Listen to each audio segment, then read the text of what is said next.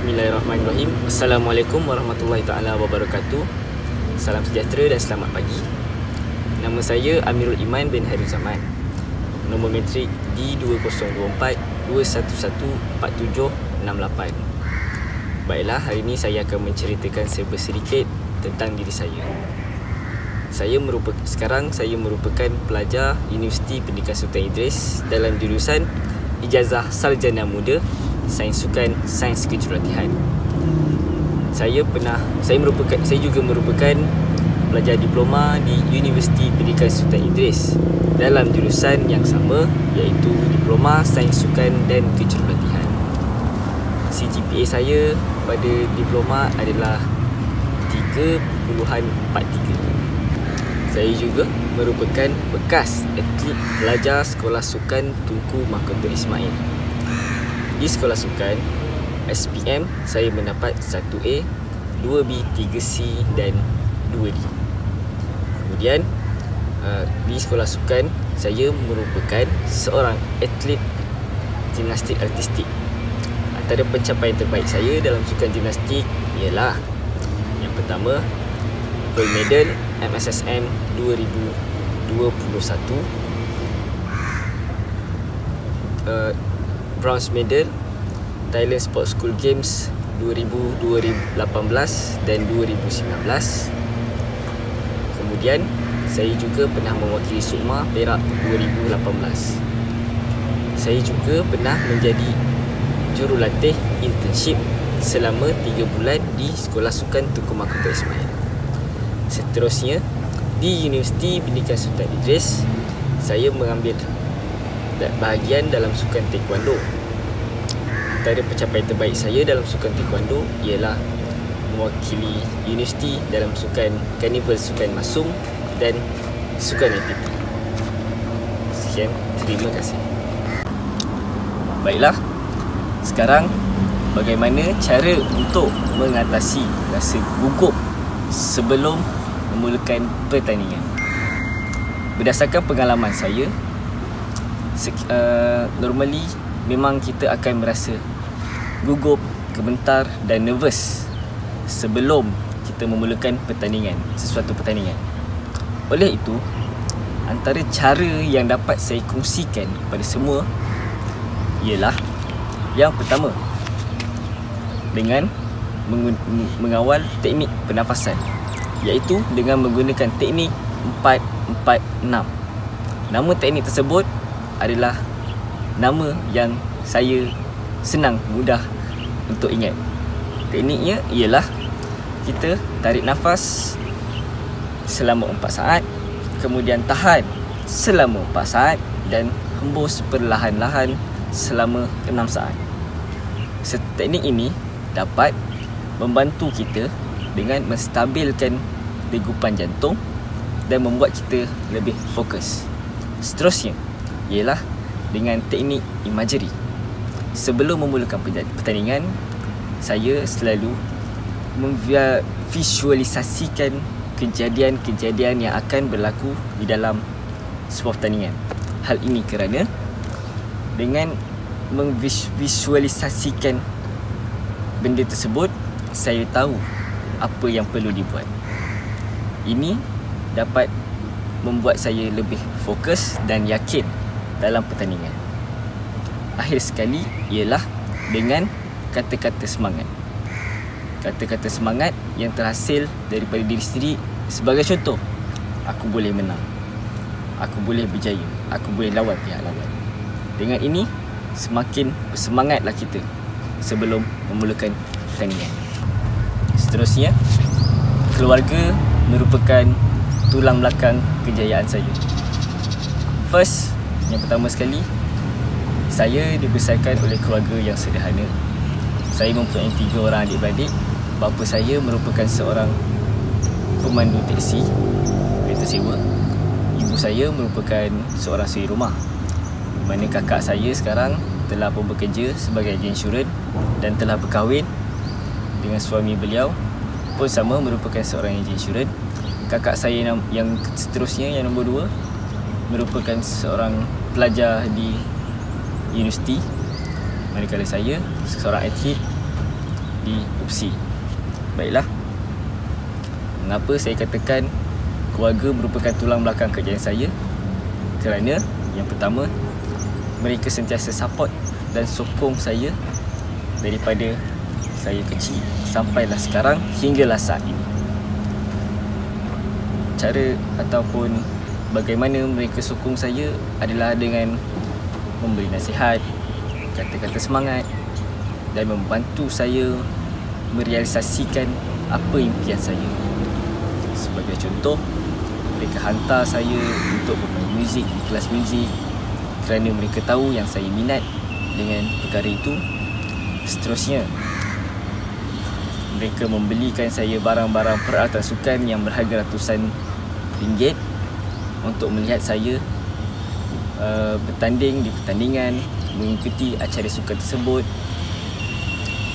Dan seterusnya, mereka juga memberikan saya galakan yang baik dari segi kata-kata moral, sokongan dan lain-lain.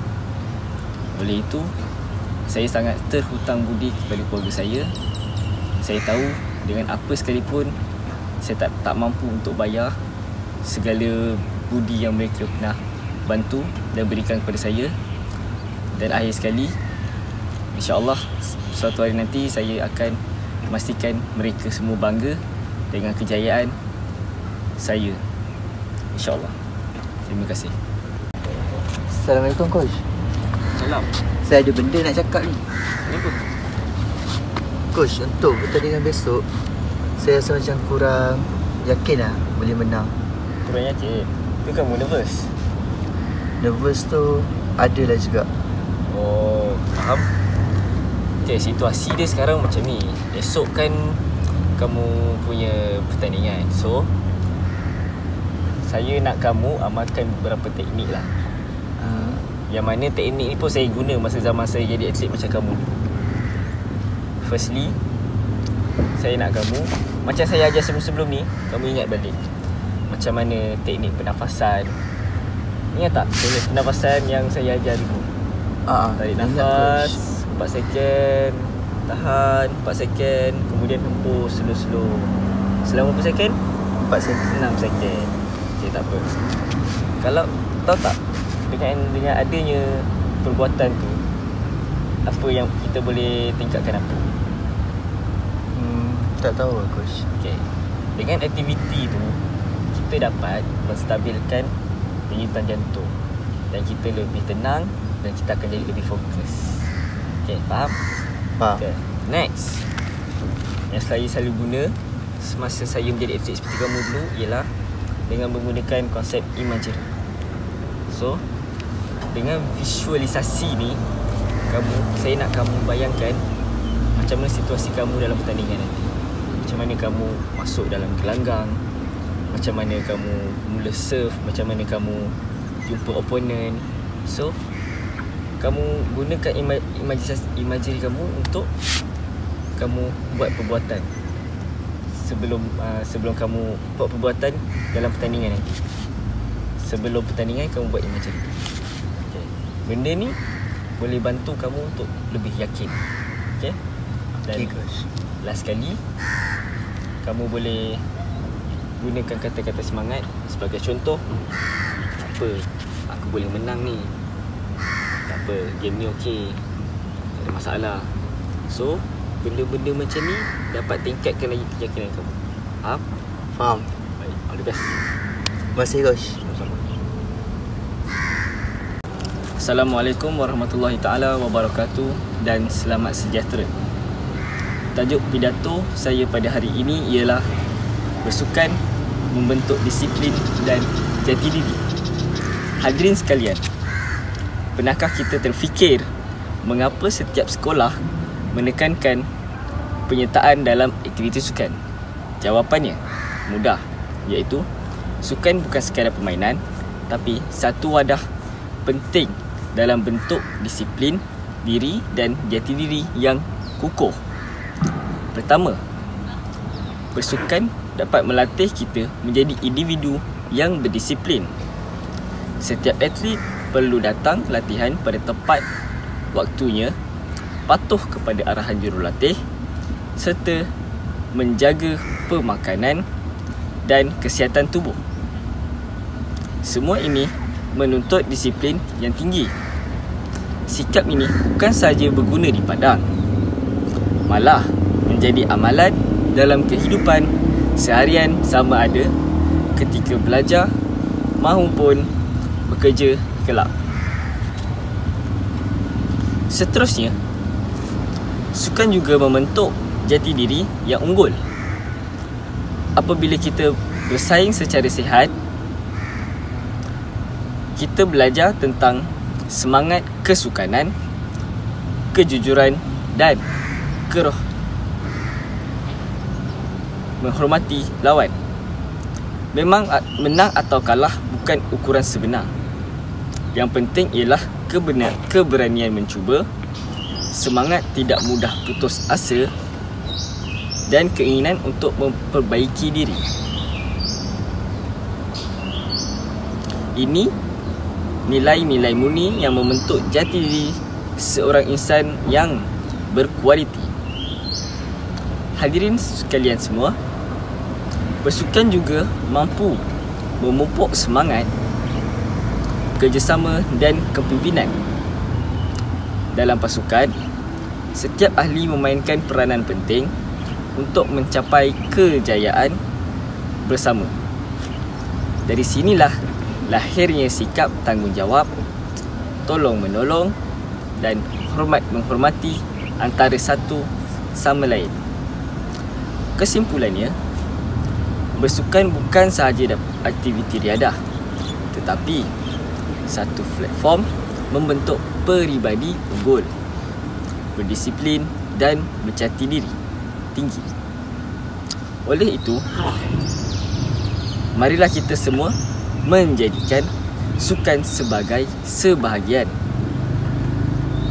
daripada gaya hidup demi melahirkan generasi yang sihat, tubuh kuat semangat dan kukuh jati diri. Sekian, terima kasih.